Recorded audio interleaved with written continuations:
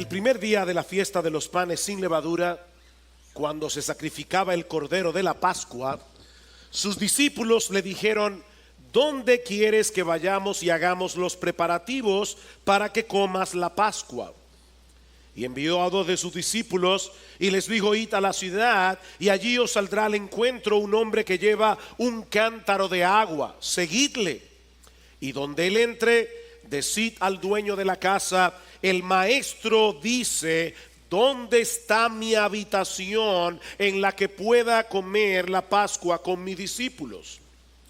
Y él os mostrará un gran aposento alto, amueblado y preparado. Haced los preparativos para nosotros allí.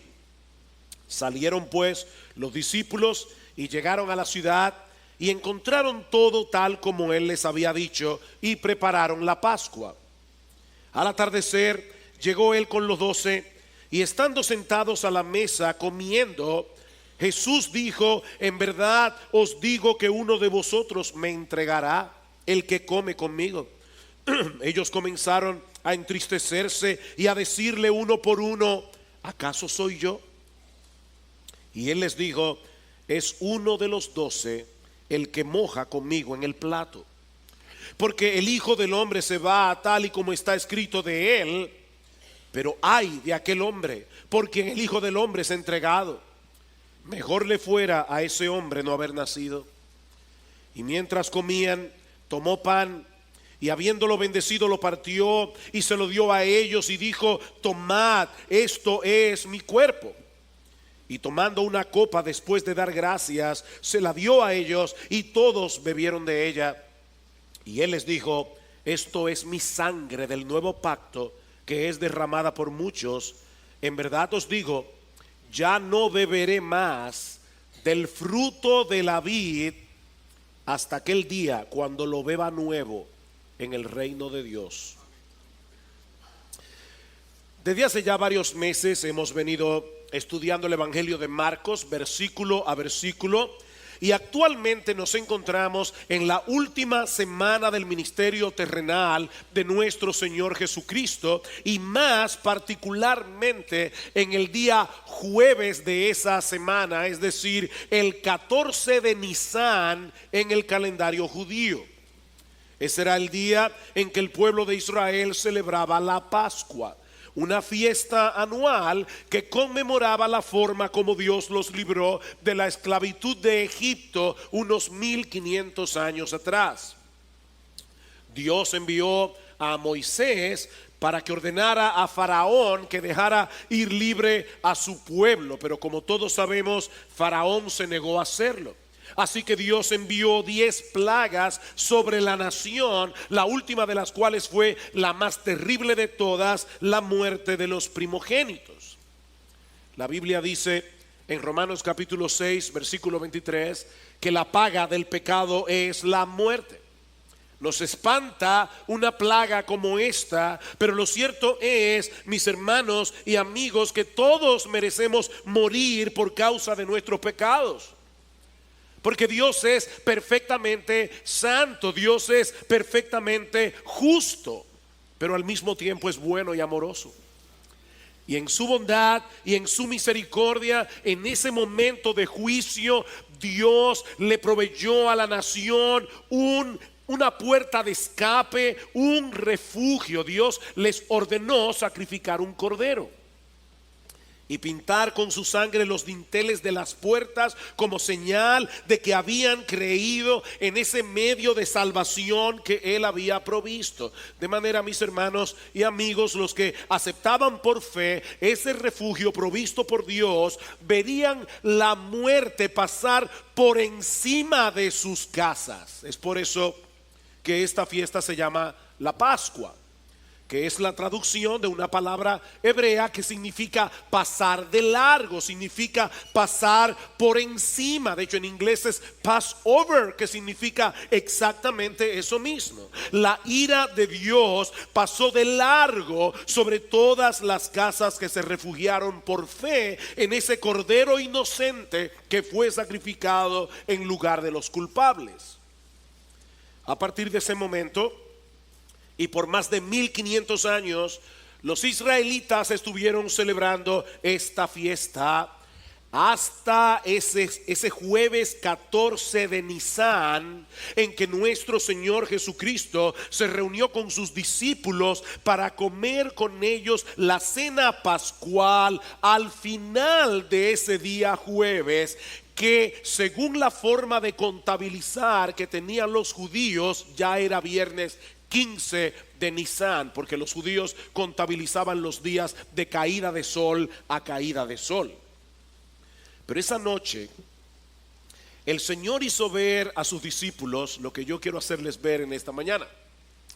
El Señor les hizo ver que aquella primera Pascua que Moisés celebró la noche antes del Éxodo no era más que una sombra, no era más que un símbolo que apuntaba hacia una realidad más gloriosa, hacia una realidad objetiva y concreta que estaba a punto de llegar apenas unas horas más tarde.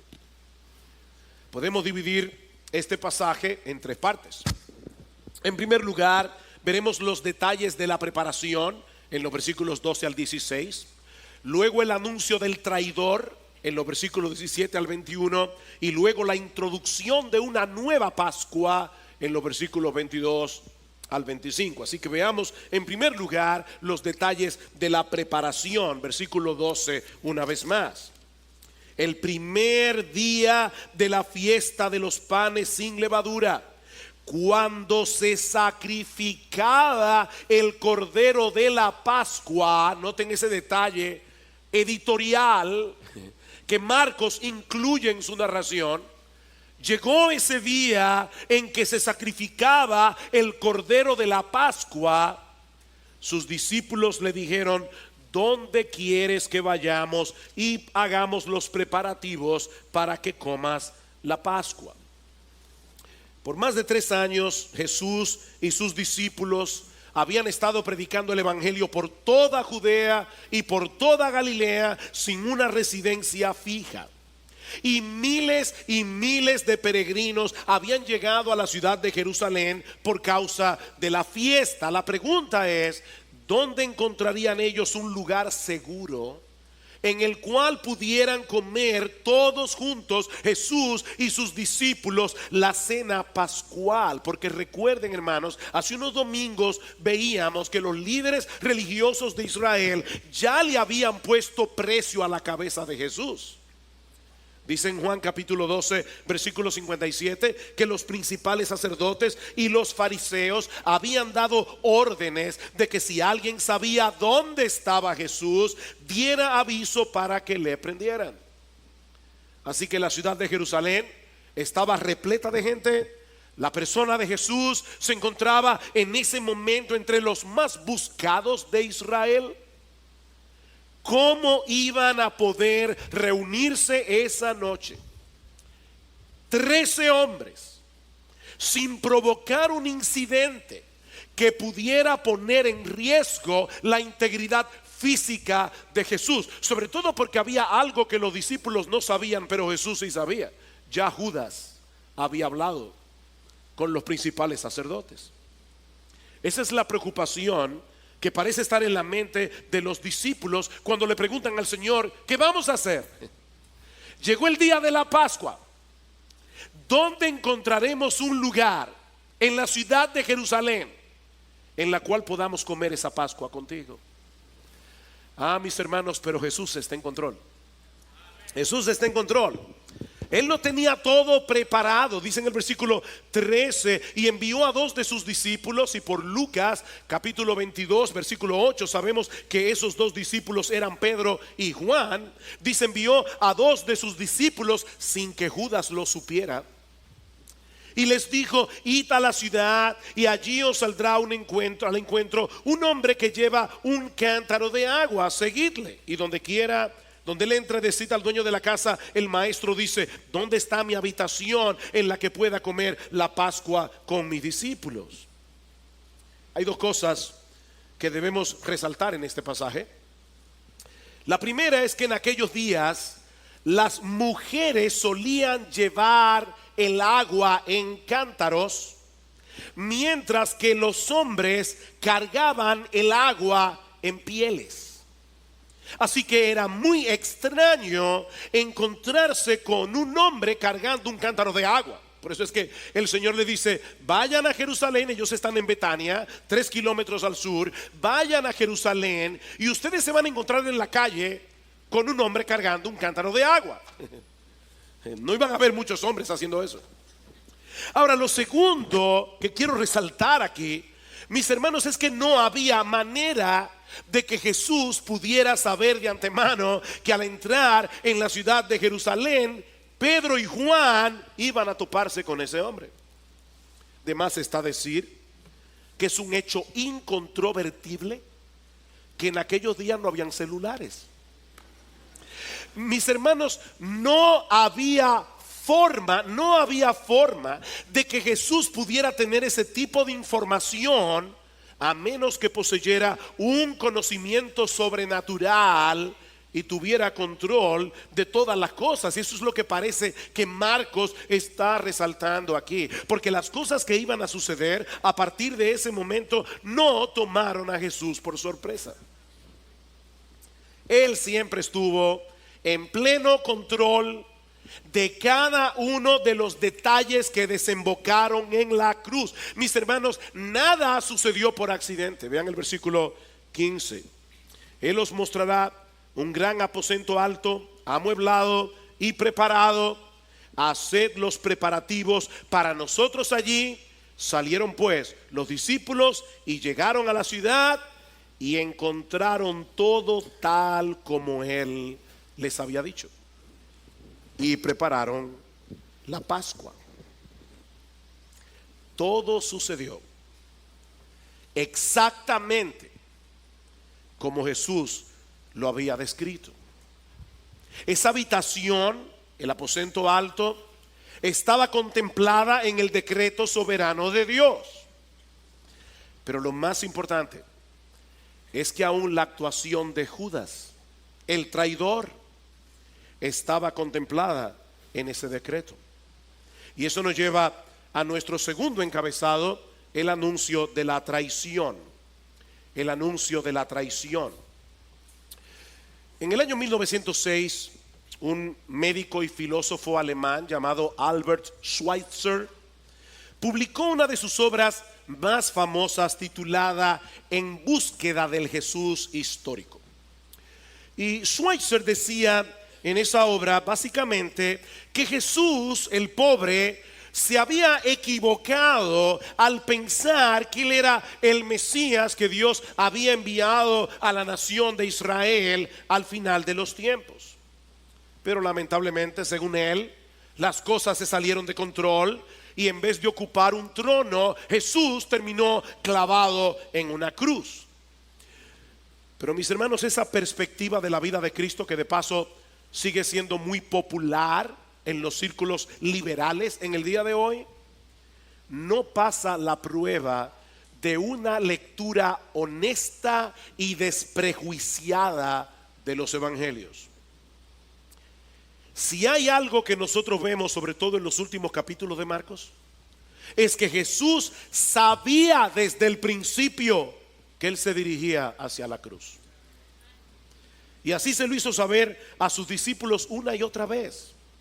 Como dice un comentarista, nuestro rey sabe con exactitud hacia dónde se dirige y lo que va a suceder. Y escuchen esto: la gracia soberana usará incluso la maldad humana para llevar a cabo sus propósitos redentores. Y eso fue precisamente lo que sucedió con el caso de Judas. Versículo 17. Al atardecer, llegó él con los 12, y estando sentados a la mesa comiendo, Jesús dijo: en verdad os digo que uno de vosotros me entregará, el que come conmigo. Ahora, por el texto paralelo en el Evangelio de Juan, nosotros sabemos que el Señor pronunció estas palabras con el corazón desgarrado. Dice en Juan capítulo 13 versículo 21 que Jesús se angustió en espíritu cuando anunció a sus discípulos que uno de ellos lo iba a entregar. Imagínense, mis hermanos, el impacto de esta revelación en la mente y el corazón de estos hombres. De hecho, Marcos nos dice en el versículo 19 que ellos comenzaron a entristecerse. Pero en el texto paralelo, en el Evangelio de Mateo, se usa una palabra griega mucho más fuerte que significa algo así como agitarse con violencia. Eso cayó como un rayo en el corazón de los discípulos. ¿Cómo es posible que en medio de ellos hubiera un traidor? Ahora es interesante notar que en vez de acusarse mutuamente, ¿qué hicieron ellos? Comenzaron a dudar de sí mismos. ¿Acaso soy yo, Señor? ¿Acaso soy yo, Señor? Y esta pregunta está formulada en el original de una manera tal que requiere una respuesta negativa. Es como, ¿verdad que no soy yo? ¿Verdad que no soy yo, Señor? Yo conozco mis debilidades, pero no puedo imaginarme siquiera que yo pudiera hacerte algo así. Todos ellos experimentaron esa noche lo que alguien ha llamado una saludable autodesconfianza. Y mis hermanos, yo creo que los creyentes nos libraríamos de muchos males si desconfiáramos más a menudo de nosotros mismos. Porque no son pocos los que han caído a lo largo de la historia por haber asumido que no podían caerse. El que piensa que está firme, cuidado, cuidado, mire que no caiga. Mis hermanos, nosotros somos muy débiles, muy débiles. Y si queremos terminar bien nuestra carrera, no debemos poner nuestra confianza en nuestras propias capacidades. No podemos poner nuestra confianza en los años que tenemos en la fe. Es en dependencia del Espíritu de Dios. Día a día, descansando enteramente en la gracia que Él nos da, porque de otra manera no vamos a poder resistir hasta el final en la lucha con el pecado que mora en nosotros. En ese momento los discípulos estaban actuando con cordura al dejar un margen de probabilidad en contra de ellos mismos. ¿Verdad que no soy yo, Señor? Jesús no responde directamente a la pregunta, pero les reitera la realidad de que en medio de ellos había un traidor. Dice más adelante en el versículo 20, es uno de los 12. Es uno de ustedes, el que moja el pan conmigo. El Señor no solo conocía lo que había en el corazón de Judas, el Señor conocía lo que había sido profetizado en las Escrituras más de 1000 años antes. En el Salmo 41, versículo 9, donde el salmista dice que el traidor del Mesías sería alguien cercano, sería uno que comía de su pan. Y de hecho en el Evangelio de Juan, Jesús cita esa profecía. Los judíos, cuando comían, acostumbraban a colocar en la mesa unos tazones con salsa de frutos secos, especias, vinagre, y ellos mojaban eso con el pan sin levadura. Nosotros hacemos eso en el día de hoy. Cada uno de esos tazones normalmente se calculaban de acuerdo a 3 o 4 comensales, ¿verdad? Porque si hay muchos en la mesa, tiene que haber varios tazones para que los comensales más cercanos puedan usarlo. Ahora dice aquí que el traidor era uno que iba a mojar el pan junto con Jesús. Y eso nos sugiere, mis amados hermanos, que la noche de la traición Judas estaba sentado cerca del Señor. No como lo pintó Miguel Ángel en la Santa Cena, que Judas está al final. El traidor es uno que moja el pan conmigo. Y esto es un elemento que añade horror a la traición. No fue un extraño el que finalmente decidió vender a su maestro por 30 piezas de plata. Era uno de los suyos, alguien cercano, que había vivido con él por más de 3 años, que había sido testigo presencial del poder, la sabiduría y sobre todas las cosas el maravilloso, hermoso y extraordinario carácter de nuestro bendito Señor y Salvador. Sí, la traición de Judas estaba contemplada en el decreto soberano de Dios. Pero ¿sabes qué, mi amigo? Nosotros no somos títeres del decreto divino. Cada uno de nosotros es responsable por las decisiones que toma, porque en cada momento nosotros decidimos hacer lo que queremos hacer. No somos títeres del diablo, ni somos títeres de Dios. Versículo 21. Porque el Hijo del Hombre se va, tal y como está escrito de él. Pero ay de aquel hombre por quien el Hijo del Hombre es entregado.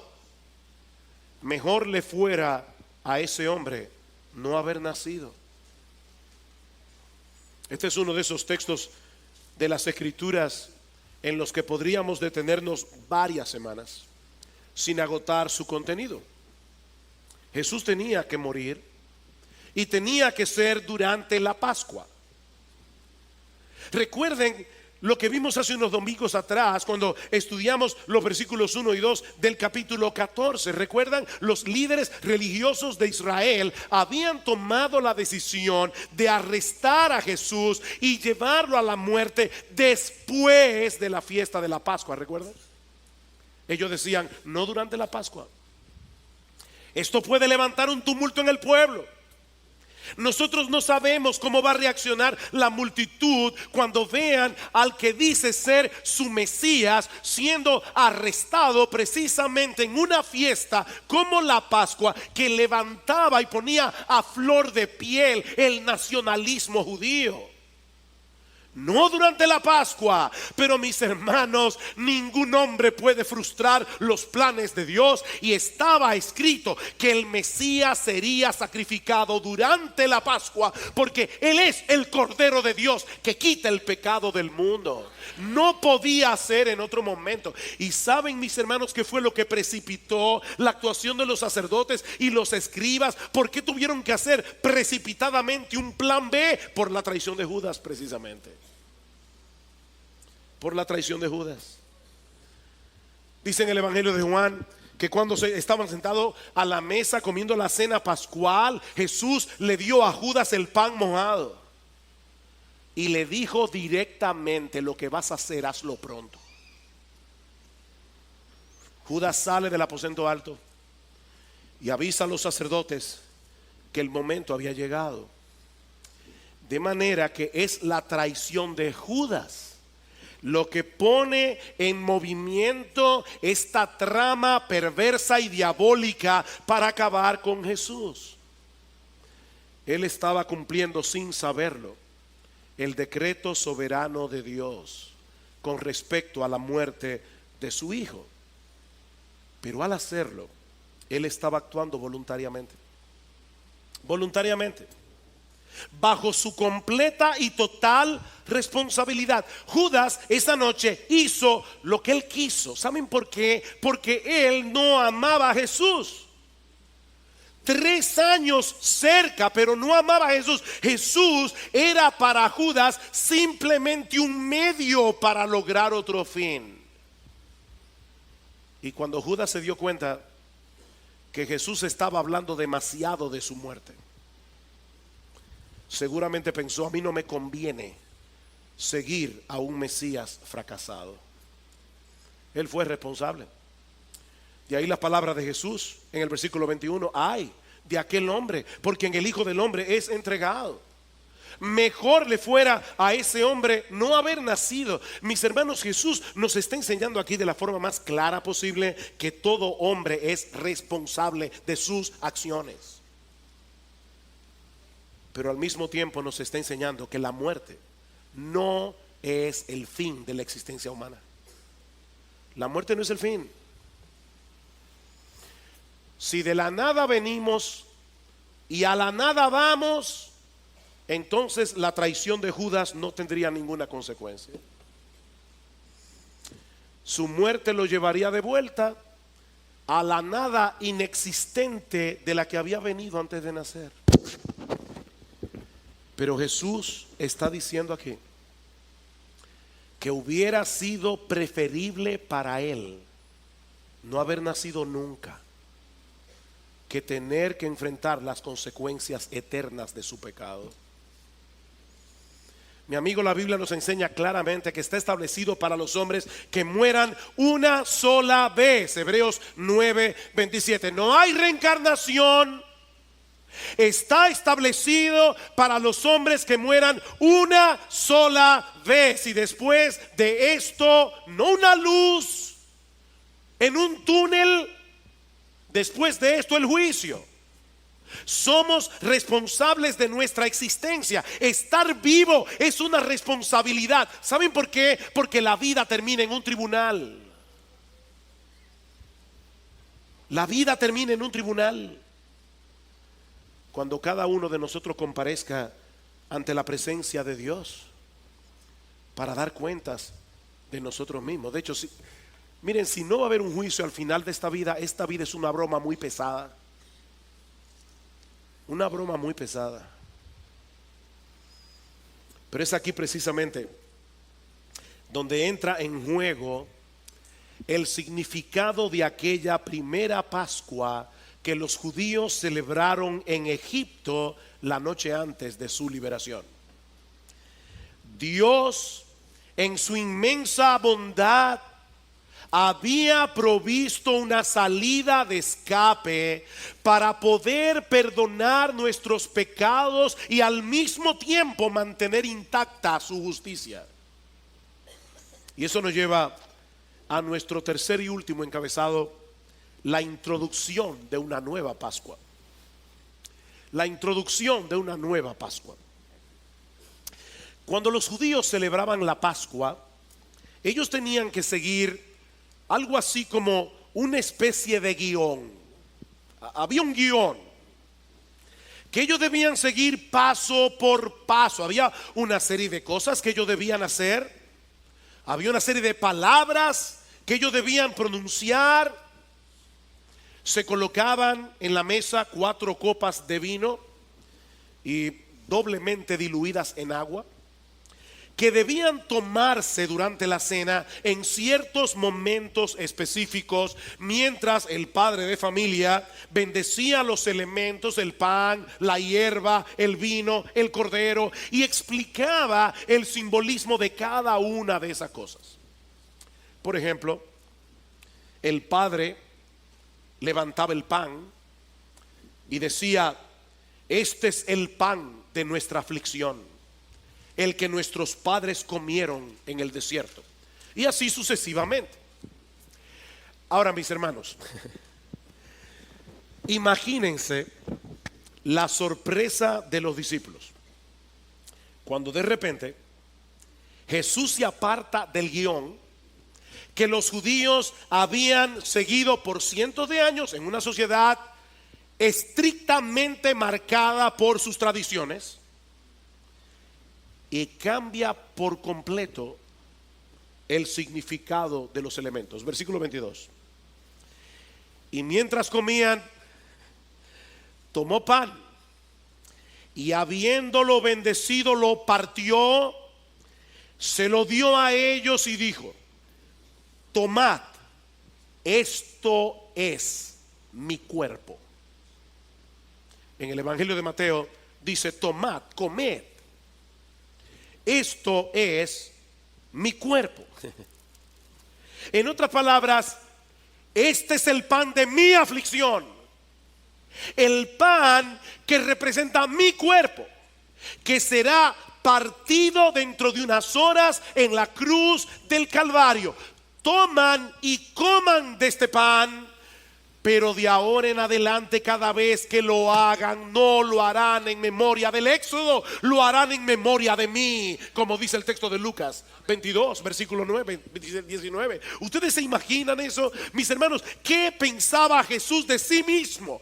Que de golpe y porrazo decide cambiar el significado de una fiesta religiosa que servía de recordatorio a uno de los eventos más importantes en la historia de Israel.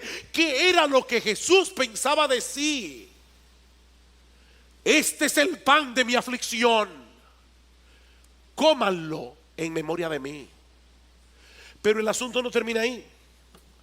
Marcos nos dice en el versículo 23 que inmediatamente después el Señor tomó en su mano una de las copas de vino, y por varias razones, de verdad, hermanos, que yo no puedo entrar en esta mañana porque el tiempo no nos lo permite, por la secuencia de eventos, es 99.9% seguro que esa copa de vino era la tercera o penúltima copa que se tomaba durante la cena.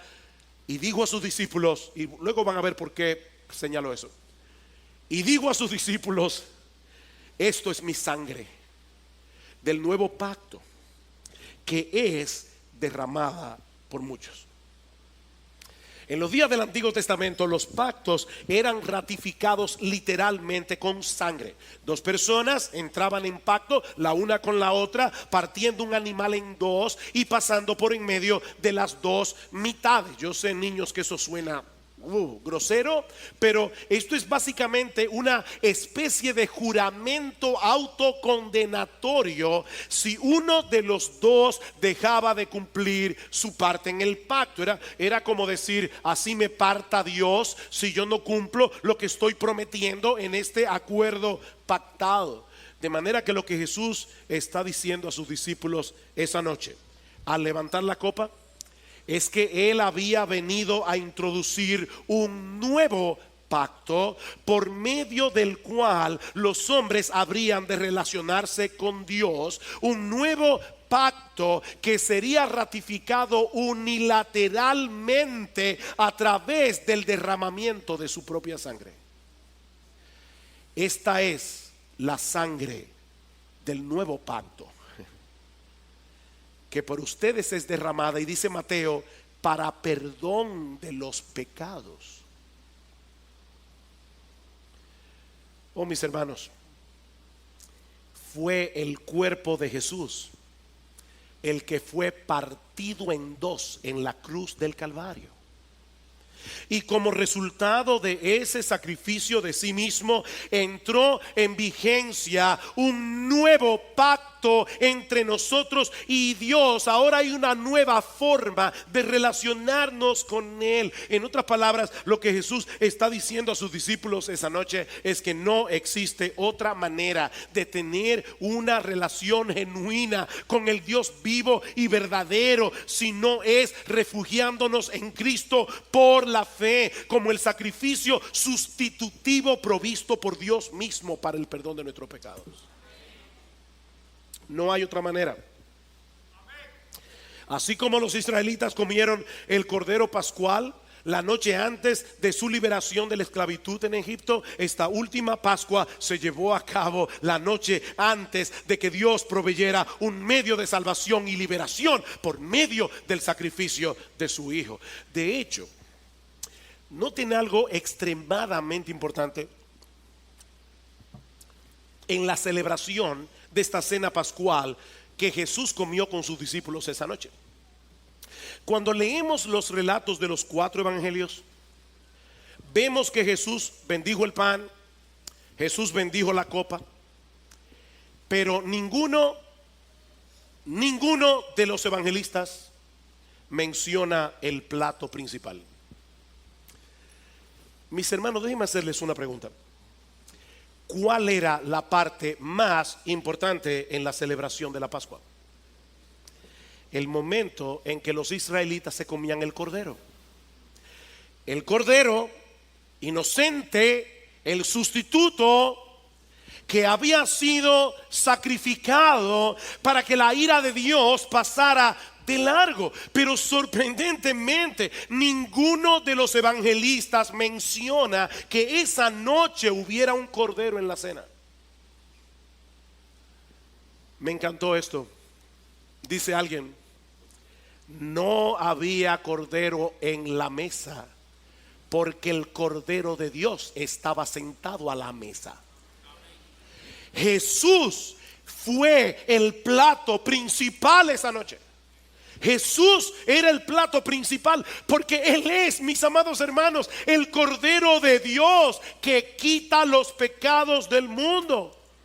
Unas horas más tarde se iban a cumplir en Jesús las palabras del profeta Isaías en Isaías 53, escritas 700 años antes.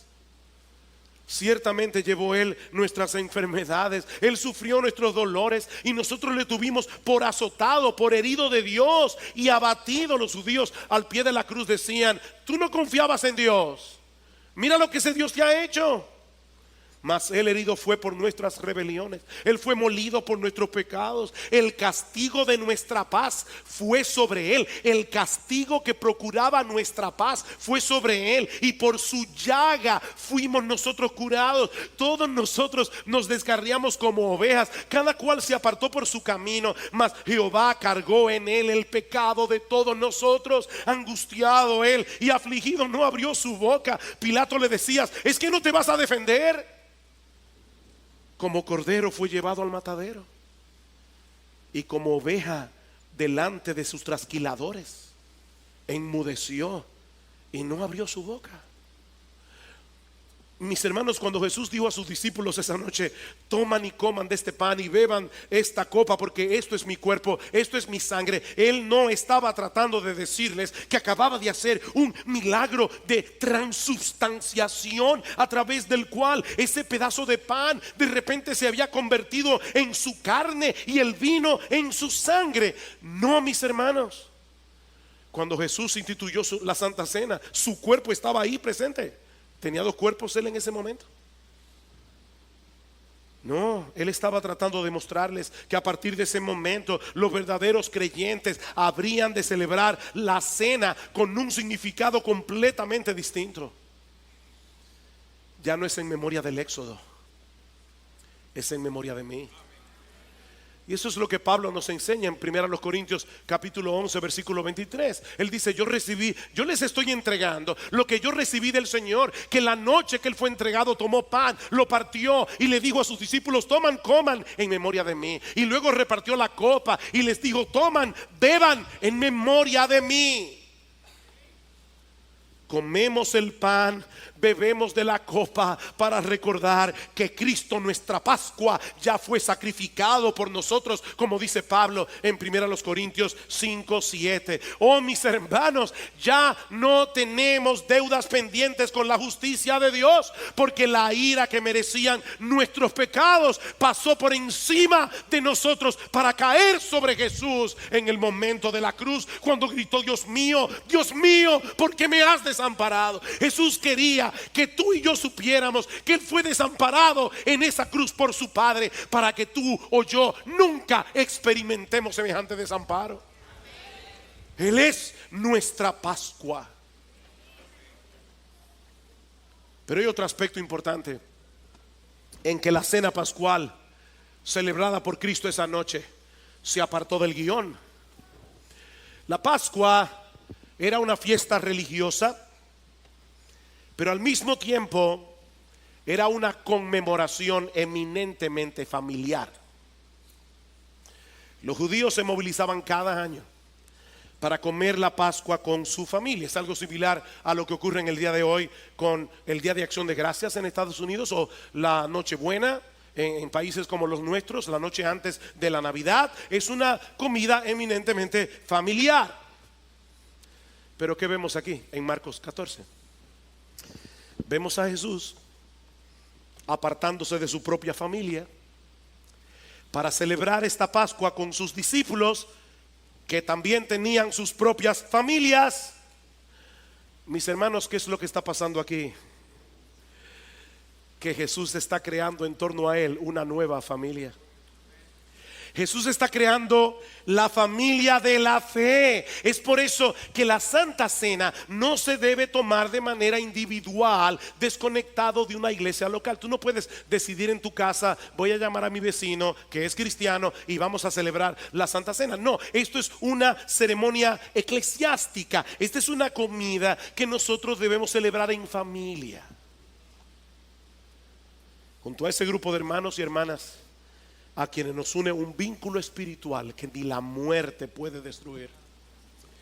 Si hay algo que nos recuerda la celebración de la Santa Cena, es que aunque la salvación es individual, el cristianismo no nos permite seguir viviendo de una manera individualista. Todos los redimidos del Cordero formamos una gran familia cuyos vínculos se manifiestan en una forma concreta cuando venimos a formar parte de una iglesia local. Pero hay algo más. Cristo se apartó otra vez de la forma tradicional como los judíos celebraban la Pascua en aquellos días, con el tema de las copas. Hace un momento decíamos que durante la cena pascual los israelitas tomaban 4 copas de vino. Fue en la tercera de esas copas que Jesús instituyó el nuevo significado de la Pascua, al decir a sus discípulos que esa copa representaba el nuevo pacto en su sangre. Pregunta: ¿qué pasó entonces con la última copa? Porque todos los relatos de los evangelios nos dicen: tomaron esa tercera copa, Jesús la bendijo, cantaron el himno y se fueron. ¿Qué pasó con esa copa? Vean el versículo 25. En verdad os digo, ya no beberé más del fruto de la vid hasta aquel día en que lo beba nuevo en el reino de Dios.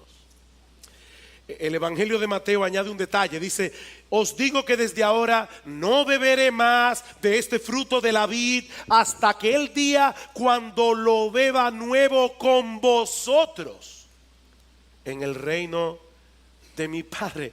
Mis hermanos, yo no sé ustedes, pero esto para mí es increíblemente impresionante. Cristo dejó en suspenso esa última copa para que esperemos con expectación la celebración de ese banquete escatológico del que participaremos en su presencia en la consumación de los siglos. Como dice el teólogo escocés Sinclair Ferguson, él dice: la copa que usualmente llevaba la Pascua a su fin, Cristo está diciendo aquí que la bebería luego, al inicio de ese tiempo de comunión sin límites en el reino de Dios. Esa es la promesa de Jesús. Queridos hermanos, es con ese sentido de anticipación que nosotros debemos vivir la vida cristiana, anhelando la llegada de ese día que con toda certeza llegará. Todas las escrituras con respecto a Jesús se cumplieron esa noche. Por eso dice Pablo: este es el evangelio que yo les prediqué, que Cristo fue entregado a morir conforme a las escrituras, que fue sepultado y que resucitó al tercer día conforme a las escrituras. Eso estaba escrito, todo se ha cumplido y esto también se cumplirán. Mis hermanos, nosotros ya no tenemos cuentas pendientes en el tribunal de Dios, porque Cristo, nuestra Pascua, ya fue sacrificado por nosotros. Ese es el gran mensaje del evangelio. Como dice Pablo en Romanos capítulo 5 versículo 1, que habiendo sido justificados por la fe, tenemos paz para con Dios por medio de nuestro Señor Jesucristo. Tenemos paz para con Dios. Oh, qué bendita paz. Qué bendita paz. No es una paz como ausencia de problemas. Es el shalom del que hablaban los judíos, ese shalom que fue interrumpido por la entrada del pecado. Dice Cristo: ya nosotros tenemos paz para con Dios. El más justo ya nos perdonó. Así que, mi hermano, levanta tu cabeza, Levanta tu cabeza, porque a pesar de las tribulaciones y aflicciones que vamos a experimentar en este mundo caído, leíamos en Mateo capítulo 12 al principio, el mundo os perseguirá, dice el Señor, por causa mía. Pero podemos mirar hacia el futuro con confianza, porque fuimos comprados por Dios por medio de la sangre del Cordero, para poder experimentar una genuina y deleitosa comunión con Él. Cristo es nuestra Pascua. Y si tú estás aquí sin Cristo en esta mañana, déjame recordarte algo antes de concluir.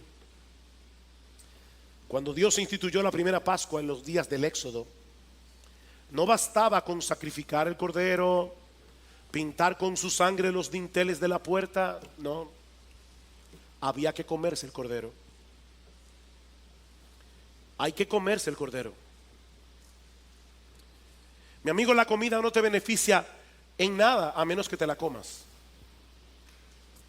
Puede ser muy nutritiva, puede ser muy sabrosa, puede estar muy bien presentada, pero tienes que comerla y digerirla para beneficiarte de ella. ¿Sabes qué, mi amigo? De la misma manera, Cristo fue a la cruz del Calvario como el Cordero Pascual, como nuestro sustituto inocente, para pagar nuestra deuda con la justicia de Dios por causa de nuestros pecados. Pero tienes que comerte el cordero. Tienes que comerte el cordero. En nada te beneficiará esa muerte si no te comes el cordero. Tienes que apropiarte de él por medio de la fe.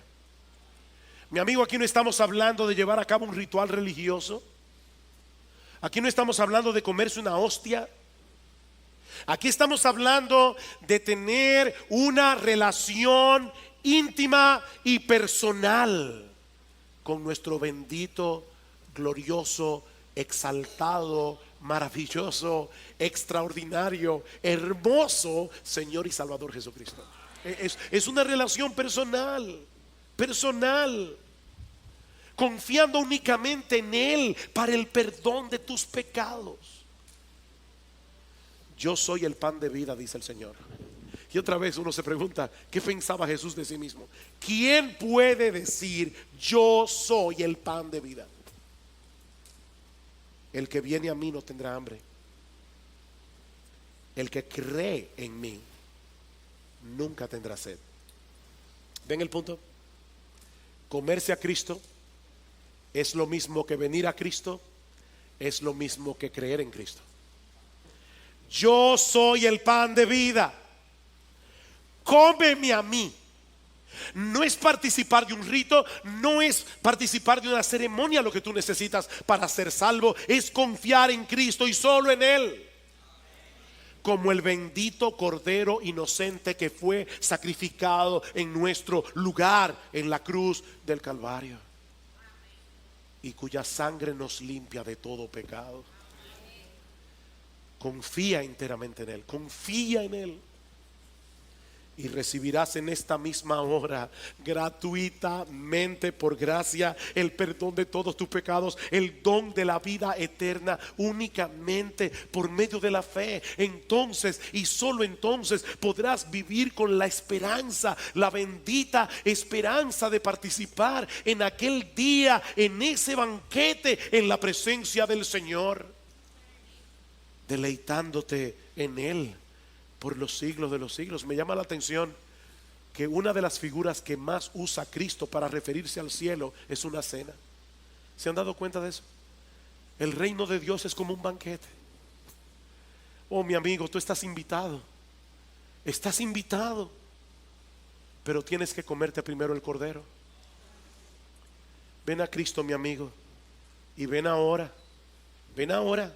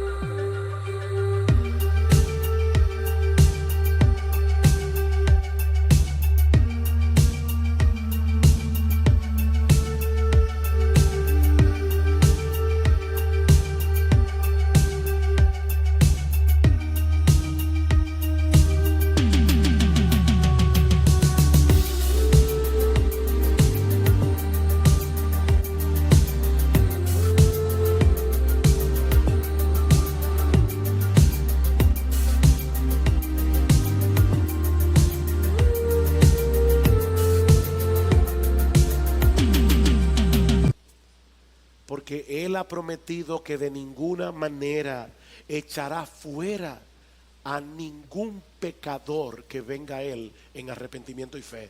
No importa lo que haya hecho, no importa cómo haya vivido, ven a Cristo y vivirás.